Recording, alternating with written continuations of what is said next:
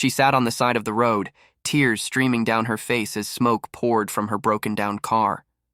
Her son's school lunchbox lay on the seat beside her, a silent reminder of how much she'd already been trying to hold together. She thought, the day couldn't possibly get any worse until a stranger pulled over and changed her life forever. If stories of kindness and second chances touch your heart, don't forget to like, comment, share, and subscribe to Grateful Tales. Tell us in the comments where you're watching from. We love seeing our beautiful community from around the world come together to share hope and humanity. It had been one of those mornings where everything went wrong before the day had even started.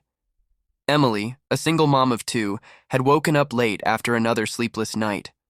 Her alarm hadn't gone off. Her youngest had spilled cereal all over the kitchen floor, and now, just when she thought she was finally catching up, her old sedan sputtered, coughed, and rolled to a stop on the side of a quiet country road. The engine light had been blinking for weeks, but she couldn't afford the repairs. Rent, food, school supplies. Something always came first. She sat there for a moment, gripping the steering wheel tightly, the weight of the world pressing down on her shoulders. A tear slipped down her cheek as she whispered, "Please, not today." Her youngest, Lily, sat quietly in the back seat, clutching her worn-out stuffed rabbit. "Mommy, are we going to be late again?" Emily forced a small smile. "It's okay, sweetie. We'll figure it out." But deep down, she had no idea how. Minutes passed. Cars sped by, some slowing just enough for the drivers to glance at her before continuing on their way. The isolation stung. It wasn't just the car that had broken down. It felt like her life had too. Emily tried calling her brother, but he was at work. She called her boss next, knowing what was coming. "Emily, this is the 3rd time this month. I'm sorry, but we can't keep doing this," came the voice on the other end. She hung up before she could start crying. The phone slipped from her hand as she buried her face in her palms. Then, she heard the sound of gravel crunching. A pickup truck slowed to a stop behind her. For a moment, Emily froze. In today's world, stopping for strangers wasn't something people did often, and trusting them was even harder. A tall man stepped out, wearing an old baseball cap and a faded work shirt stained with grease. He gave her a gentle wave. "You all right, ma'am?" he asked, his voice calm and kind. Emily hesitated, but something in his eyes, steady, sincere, made her nod. "Just car trouble. Again," she said weakly. The man smiled faintly. "Well, let's see what we've got." He lifted the hood, and a puff of smoke escaped. Emily stood by, arms wrapped around herself, watching as he tinkered and adjusted things she didn't understand. He introduced himself as Mark, a mechanic from a nearby town. "You're lucky it didn't give out on the highway," he said, tightening something under the hood. "Your alternator's shot, and that battery's barely hanging on." Emily sighed. "I wish I could afford to fix it, but I can't. Not right now." Mark closed the hood gently and looked at her for a moment. "Tell you what," he said. "I've got some spare parts back at my shop. Nothing fancy, but they'll work. I can tow it in and get you back on the road." Emily blinked, confused. I don't have money for that," she admitted softly. He shook his head. "Didn't ask for any." She stared at him, speechless.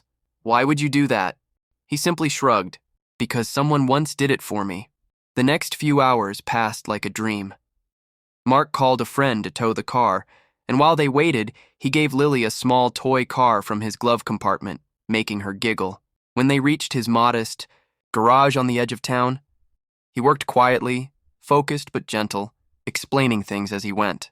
Emily watched him, feeling something she hadn't felt in a long time: hope. By late afternoon, her car was running again. She tried to offer what little cash she had, but he refused. "You keep that," he said. "Buy your kids dinner tonight." Emily couldn't hold back her tears. "You don't even know me," she whispered.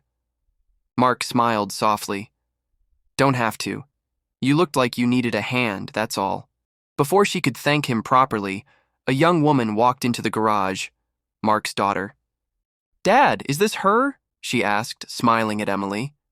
"We've been following your story." Emily frowned in confusion, but then the young woman handed her an envelope. Inside was a note and several $100s in cash. "We started a small fundraiser," the woman said. "My dad told me about you while he was fixing your car. People wanted to help." Emily stood there trembling, overcome with emotion. Her eyes filled with tears as she clutched the envelope. "I don't know what to say," she murmured. Mark placed a hand on her shoulder. "Just promise me one thing," he said. "When you get the chance, pass it on. Help someone else the way we helped you." Emily nodded, unable to speak. That night, she drove home with her children sleeping, peacefully in the back seat, her heart full for the first time in years. The road ahead was still uncertain, but it no longer felt impossible. Weeks later, Emily found a way to keep that promise. She used part of the fundraiser money to fix up her car completely, and with the rest, she started volunteering at a local shelter, helping other single parents who were struggling just like she once had. She often thought about Mark and his daughter, about how one act of kindness had rippled outward in ways none of them could have imagined. And every time she saw someone pulled over by the side of the road, she stopped to ask, "Need a hand?" Kindness doesn't always come from grand gestures.